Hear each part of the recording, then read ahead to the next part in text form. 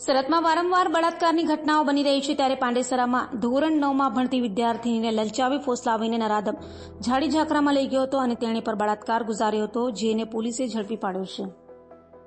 સુરતમાં વારંવાર બળાત્કારના બનાવોમાં વધારો જોવા મળી રહ્યો છે, ત્યારે પાંડેસરા વિસ્તારમાં રહેતી શ્રમજીવી પરિવારની બાળા પર બળાત્કાર ગુજારાયો હોવાની ઘટના બની છે. પાંડેસરા કૈલાસનગર ચોકડી પાસે રહેતા પરિવારની ધોરણ 9માં ભણતી વિદ્યાર્થીની ઘરેથી બુક્સ લેવા માટે નીકળી હતી, ત્યારે બાળોસમાં રહેતો નરાધમ ઓળખીતો યુવાન તેની પાસે આવ્યો હતો અને તેણીને બાઇક પર બેસાડી નરાધમ પાડોશી હિમાંશુ યાદવ ઝાડી ઝાકરીમાં લઈ ગયો હતો, જ્યાં વિદ્યાર્થીની પર બળાત્કાર ગુજાર્યો હતો. તે સમયે વિદ્યાર્થીનીને ગુપ્ત ભાગે લોહી નીકળવા લાગતા નરાધમ હિમાંશુ તેણીને કૈલાસ ચોકડી પાસે મૂકી જતો રહ્યો હતો.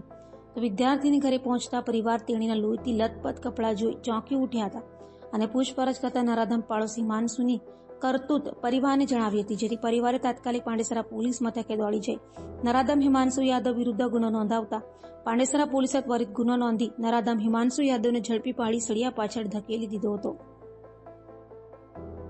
પરમ દિવસે પાંડેસરા પોલીસ સ્ટેશનની હદમાં એક પોસ્કોનો ગુનો દાખલ થયેલ છે.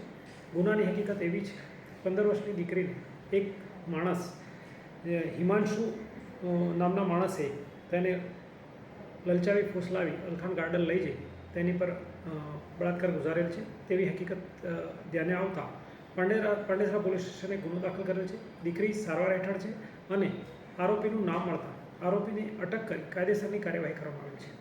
બનાવની વિગત એવી છે કે દીકરી જ્યારે ઘરેથી બહાર નીકળી ત્યારે તેણે લલચાવી ફોસલાવી અને પાંડેસરા વિસ્તારમાંથી અલથાણ વિસ્તારમાં લઈ જઈ તેની સાથે તેણે દુષ્કૃત્ય આચર્યું હતું.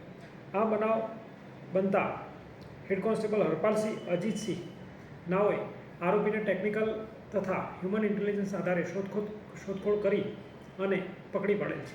આરોપી છેલ્લા 2 મહિનાથી ગુજરાત ખાતે રહેવાવેલ છે. એ પહેલાં યુપી રહેતો હતો અને હાલ પડોશમાં જ રહેતો હોય દીકરીએ તેનો શરૂઆતના સ્ટેજે ભરોસો કરેલો, જે ભરોસાનો દુરુપયોગ કરી આ વ્યક્તિએ દીકરી સાથે ખોટું કામ કરેલાનું જણાઈ આવેલ છે.